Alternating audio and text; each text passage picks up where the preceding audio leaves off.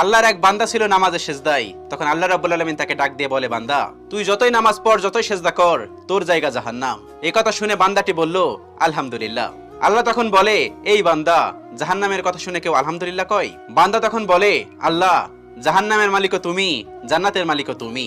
তুমি আল্লাহ খুশি হয়ে যদি আমাকে জাহান্নামও দাও, তাও আমার আপত্তি করার কোনো অধিকার নেই। আল্লাহ তখন বলেন, বান্দা, জাহান্নামে গেলে তুই পুড়ে যাবি, তোর খুব কষ্ট হবে। বান্দা তখন বলতেছে, আল্লাহ, কষ্ট শুধু আমার হবে না, তোমারও হবে। আল্লাহ তখন বলতেছে, বান্দা, তুই পুড়বি জাহান্নামের আগুনে, আমার কষ্ট হবে কেন? বান্দা তখন বলে, আল্লাহ, কোনো মায়ের কোল থেকে যদি কোনো বাচ্চা পানিতে পড়ে যায়, তাহলে কোনো মাই দূরে দাঁড়িয়ে থাকতে পারে না, দৌড়ে গিয়ে বাচ্চাকে কোলে নেয়।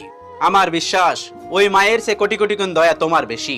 আমাকে জাহান্নাম দিলে তুমিও আল্লাহ শান্তি পাবে না। আল্লাহ তখন বলে, বান্দা, এই দলিল তুই কই পাইলি? বান্দা তখন বলে, আল্লাহ, আমাদের জাতির পিতা ইব্রাহিম আলাইহিস সালাম তোমার প্রেম মুখে নিয়ে যখন নমরুদের আগুনে পড়ে গেল, তার আগেই তুমি বলে দিলে